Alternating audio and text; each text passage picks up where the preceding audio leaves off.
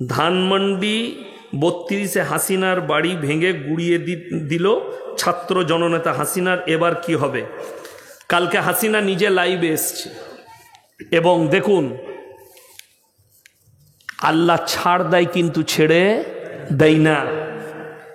কালকে দেখলাম, আমি পুরো লাইভটা আমার কাছে আছে, আমি শুনছিলাম গাড়িতে যেতে যেতে শুনলাম পুরোটাই। তিনি দুঃখ পালন করে বলেছে, আজকে আমি কি একা অপরাধী? সত্যিকারই তাই। তিনি প্রধানমন্ত্রী বলে তিনি একা অপরাধী নয়, তেনার চেলা চম্পট যারা আছে তারা অপরাধী।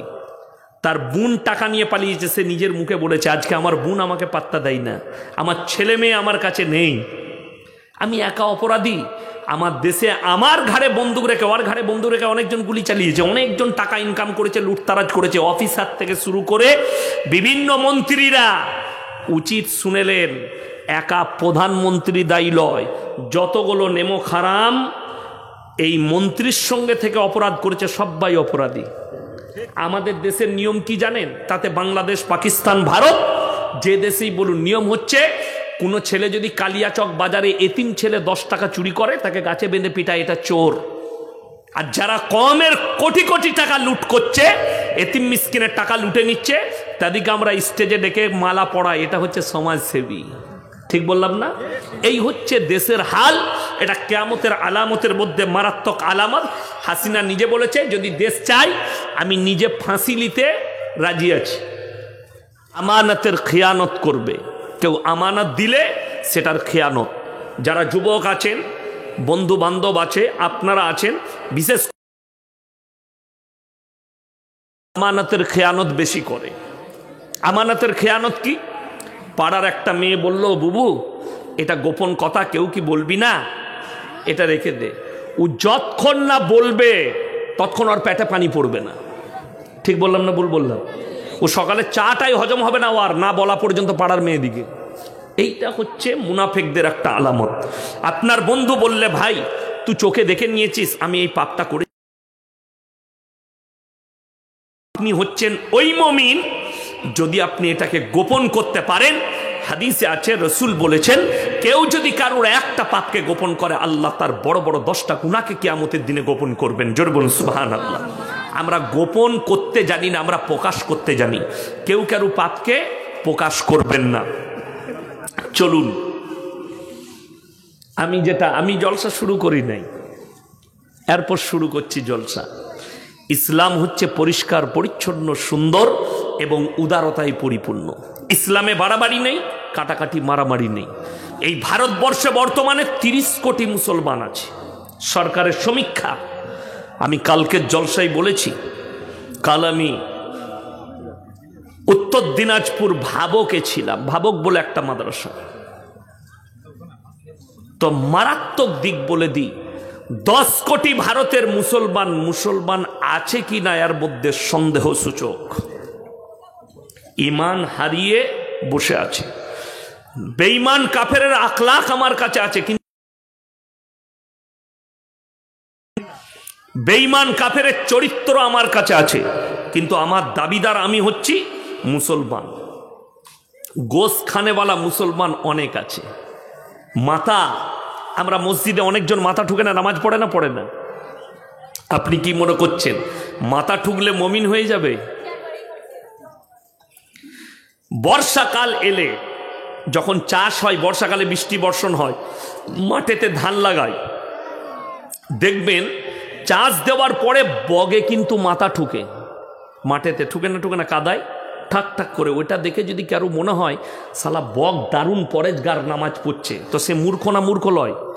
বগ নামাজ পড়ার জন্য মাথা ঠুকে নি, মাছ খুঁজছে। তো আমাদের দেশে অনেক চোর আছে আমাদের। আচ্ছা, জুম্মার দিনে অনেক মসজিদের দরজা থেকে জুতো চুরি হয় না? হয় না? জুতো চুরি হয়।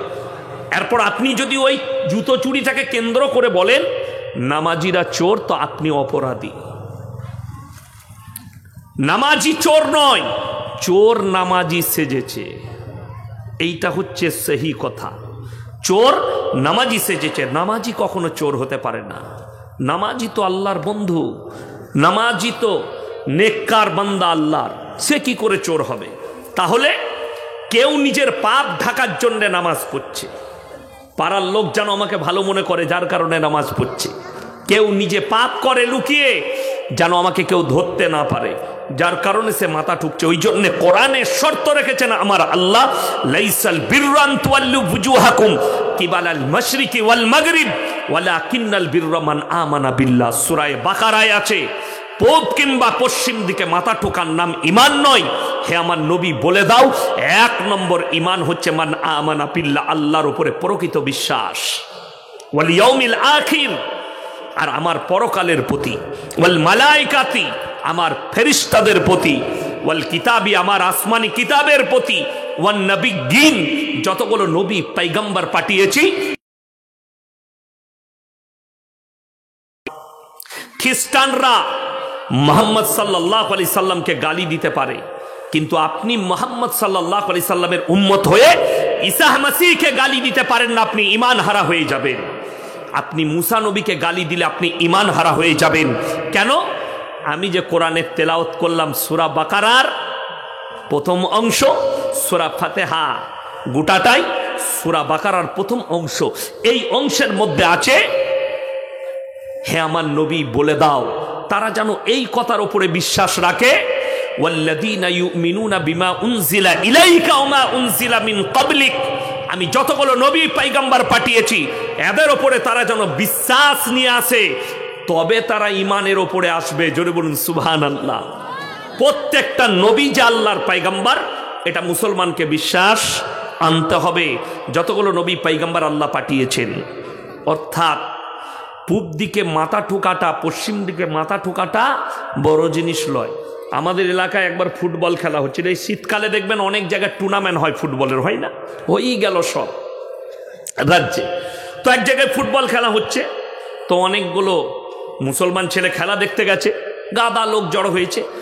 আসরের যখন আজান হয়েছে তখন হাফ টাইম হয়েছে, তো একজন যুবকরা বলছে, চাচা, মোটামুটি নামাজ পড়া একজন চাচা আছে, চাচা হাফ টাইম হয়েছে, উজু করে নামাজটা পড়েলি। বলে পড়েলে, পুকুর ছিল, কল ছিল, উজু করেছে, নামাজ পড়ছে।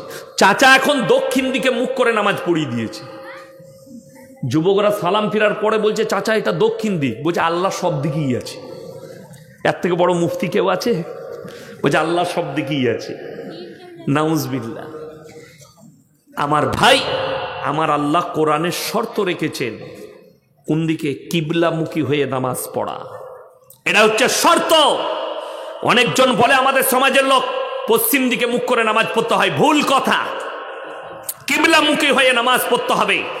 আমরা ভারতের মানুষ, আমাদের কিবলা পশ্চিম দিক, আমার পশ্চিমে কাবা আছে, তাই আমরা পশ্চিম দিকে মুখ করে নামাজ পড়ি। যারা কাবার উত্তরে আছে তারা দক্ষিণ দিকে নামাজ পড়বে মুখ করে, যারা দক্ষিণে আছে তারা উত্তরের দিকে মুখ করে নামাজ পড়বে, যারা কাবার পশ্চিমে আছে তারা পূবের দিকে মুখ করে। চারিদিকে দেখবেন, চারিদিকে। কেন? শর্ত হচ্ছে কাবার দিকে কিবলামুখী হওয়া, এটা শর্ত, দিকটা শর্ত নয়। ওই জন্য আল্লাহ কোরআনে বলেছেন, লাইসাল বিররা আন তুওয়াল্লু ওয়ুজুহাকুম কিবালাল মাশরিকি ওয়াল মাগরিব, পূব আর পশ্চিম দিকে মুখ করে নামাজ পড়ার নাম ঈমান নয়।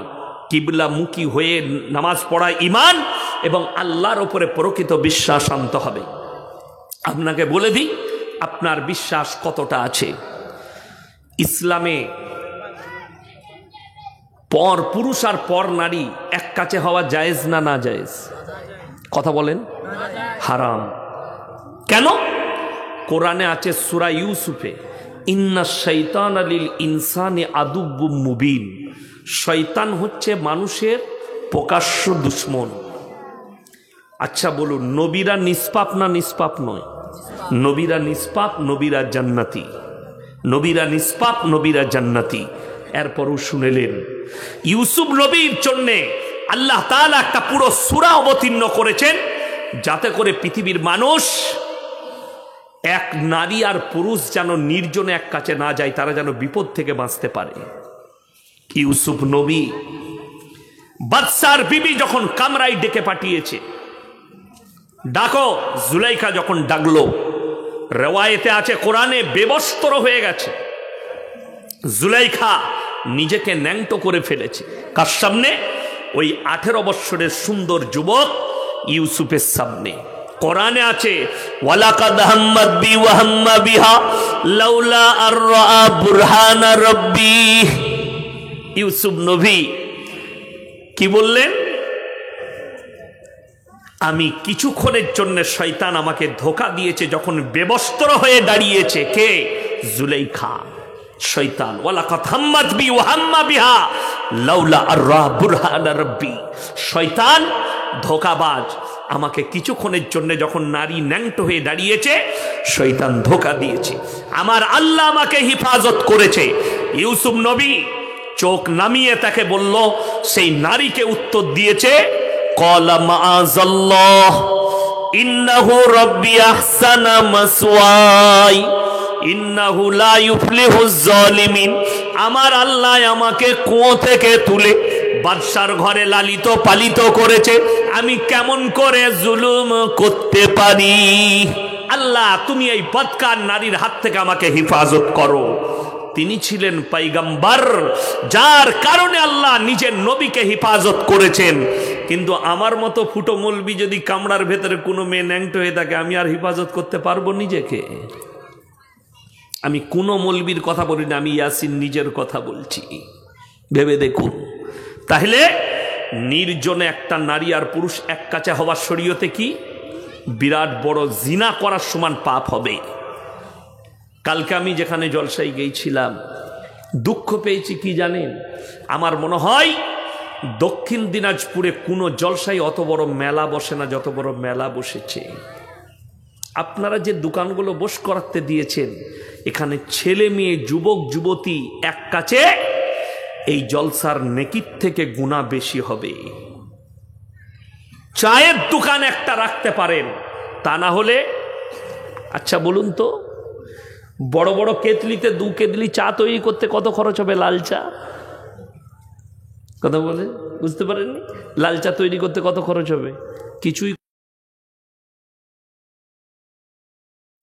আপনি একটা চায়ের দোকান বসান, যদি খরচা লাগে কমিটির লোককে, সেখানে মানুষ চা খাবে। শুধু চাটা প্রয়োজন, শীতকালে হোক গ্রীষ্মকালে হোক, অনেক মানুষ চা খায়, চাটা খাওয়া যাবে। একটা চায়ের দোকান বসান, 2টো পাঁপড় 2টো পকোড়া, একটা চা বিক্রি করবে।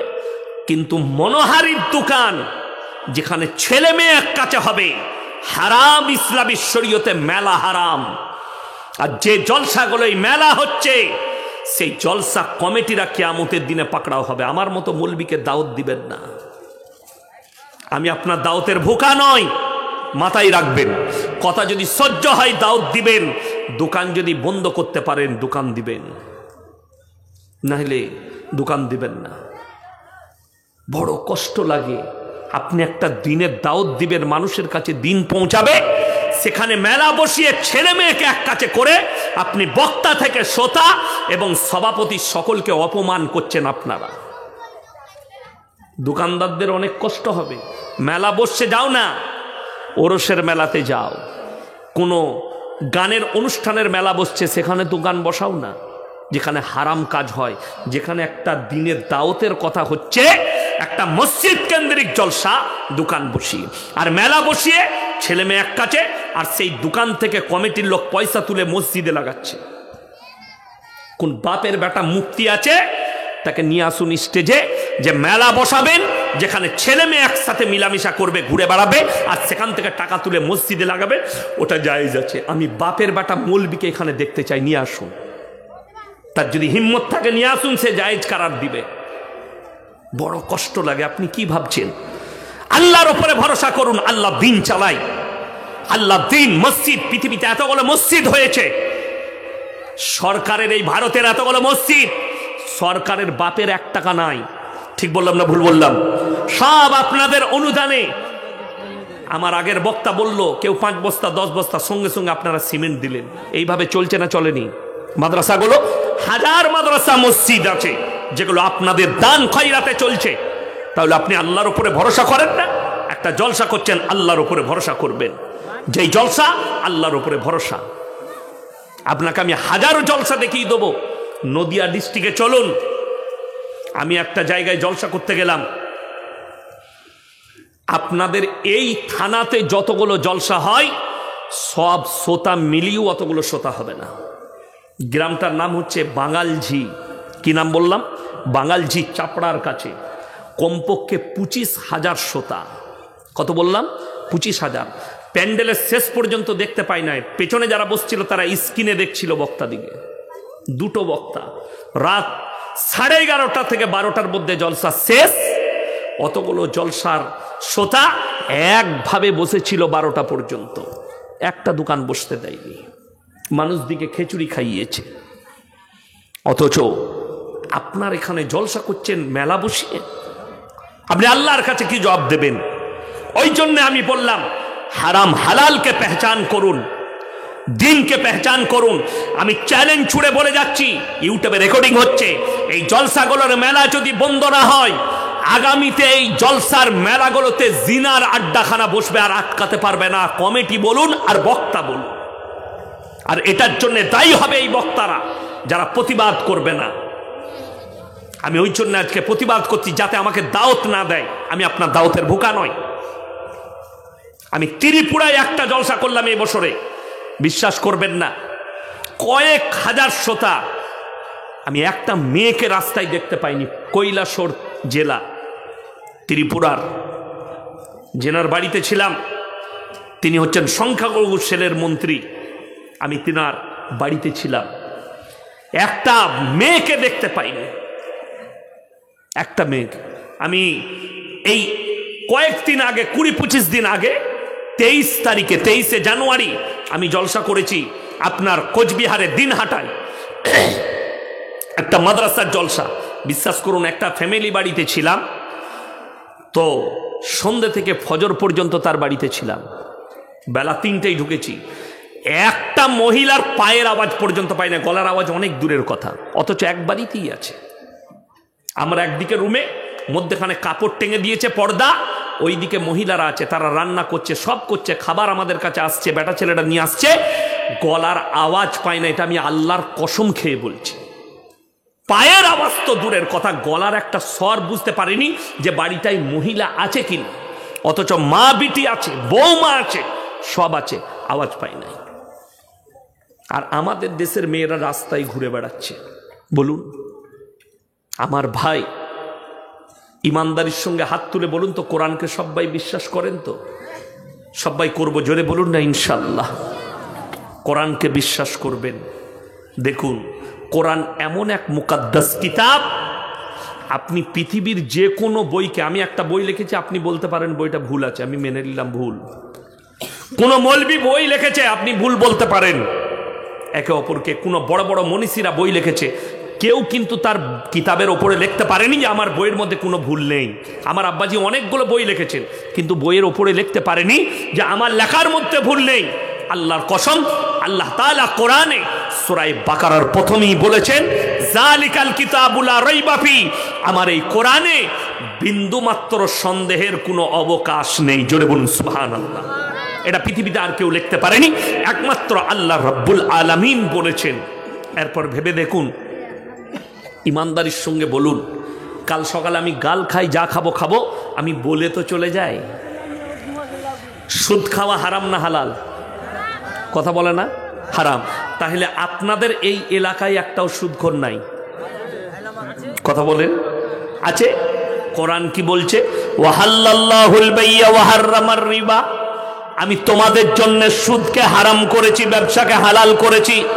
আল্লাহর নবী হাদিস বর্ণনা করলেন, আমার সাহাবীরা শোনো, কেউ যদি 1 টাকা সুদ খায়, সর্বনিম্ন পাপ হচ্ছে নিজের মায়ের সঙ্গে 36 বার জিনা করার সমান পাপ। নাউজুবিল্লাহ বলেন।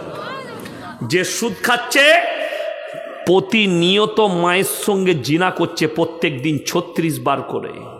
ভেবে দেখুন, যে লোক সুদ খাচ্ছে, কোরআনে হারাম আছে, রসুল হারাম বলেছেন, এরপরে যে সুদ খাচ্ছে সে আল্লাহর সঙ্গে যুদ্ধ ঘোষণা করলো না? করলো না? সেই লোক রসুলের বিরোধী না বিরোধী নয়? আল্লাহ রসুলের দুশ্মন, এর থেকে বড় দুশ্মন আর কেউ হতে পারে না। তুমি যদি বলো আমি নবীর উম্মত, আমি উম্মতে মুহাম্মাদি, তুমি যদি বলো আমি আল্লাহর রসুলকে ভালোবাসি, আমি কোরআনকে বিশ্বাস করি, তাহলে তোমার থেকে বড় নেমক হারাম পৃথিবীতে কেউ নেই। তুমি সুদ খাচ্ছ। বেঈমান কাফেররা নিজেদের মেহনতে কামিয়াব, আজকে আমরা আমাদের মেহনতে নাকাম। কত কোরআনের দাওয়াত, এত এত জলসা, এত মাদ্রাসা, এত মেহনত, এত সম্মেলন, এত ইস্তেমা, তারপরেও কিন্তু পরিবর্তন হয়নি। কেন? বেঈমান কাফেররা আমাদের থেকে বেশি মেহনতে কামিয়াবি লাভ করেছে। কেন? তাদের মেহনতে মিষ্টি আছে, আমাদের মেহনতে তেতো জিনিস আছে, তাই না? ইয়াসিনের বয়ান শুনলে ইয়াসিন বলেছে সুদ খাওয়া যাবে না, হারাম, তাই ওর কথা আমল করা যাবে না। আর বেঈমান কাফেররা মেহনত করেছে, তারা বলেছে প্রত্যেকটা বাড়িতে সুদকে ঢোকাও, ঢুকিয়ে দিয়েছে। আশা করি আপনাদের এলাকায় গ্রুপ লোন আর বন্ধন লোন নাই, আছে না নাই? বাড়ি বাড়ি। এটাই তো বেঈমানদের মেহনত, যাদের ঘরে ঘরে ঢুকিয়ে দাও। আপনি বলুন, আপনার সমাজে, মুসলিম সমাজে সব থেকে কম বেতন কাদের? ইমামদের, মৌলবীদের। আচ্ছা, আপনি আপনার এলাকায় এই থানাতে একটা মৌলবী দেখিয়ে দেন, ইমাম দেখান, ৬,০০০ বেতন পায়, যার কারণে তার বউ কোমরে কাপড় গুঁজে বন্ধন লোন আর গ্রুপ লোন করতে গেছে। একটা দেখাতে পারবেন? নাই। কেন? আমরা আল্লাহ রসুল সাল্লাল্লাহু আলাইহি সাল্লামের হাদিসে বিশ্বাসী, আল্লাহর কোরআনে বিশ্বাসী। নবী আকরাম সাল্লাল্লাহু আলাইহি সাল্লাম হাদিস বর্ণনা করলেন, যারা আল্লাহর রাস্তায় দ্বীনের পথে থাকবে, আল্লাহ মৃত্যুকাল পর্যন্ত ইজ্জতের রুজি দান করবেন। জোরে বলুন না সুবহানাল্লাহ। আল্লাহ মৃত্যুকাল পর্যন্ত। আমরা বিশ্বাস করি একটা ইমাম ৬,০০০ বেতন পায়, তার মধ্যে আল্লাহ বরকত দিয়েছে যে তার বউকে রাস্তায় বেরিয়ে গ্রুপ লোন আর বন্ধন লোন করতে হয় না। তুমি টোটো চালাও কালিয়া চকে, ৩০,০০০ রোজগার করো মাসে। তুমি অটো চালাও, মাসে ২০,০০০ রোজগার করো, তারপরও আল্লাহ তোমার বরকত দেয়নি যে তোমার বউকে অফিসারের সামনে কাপড় খুলে বলেছে যাও কোমরে কাপড় গুঁজে গ্রুপ লোন আর বন্ধন লোন নিয়ে। জানবেন আল্লাহ আপনার উপরে নারাজ যে আপনার ২০,০০০ আপনি বরকত পাননি। আপনার ২০,০০০ বরকত নেই। আপনি অবাক হবেন, আপনি বিশ্বাস করেননি। যদি হালাল রুজিতে আপনার বিশ্বাস থাকতো, আপনার ফ্যামিলিতে নামাজ থাকতো, আপনার ফ্যামিলিতে রোজা থাকতো, আপনাকে একটা একটা করে বলে দিই, মদ হারাম না হালাল? পানির বোতলটা দেন। একটা মদ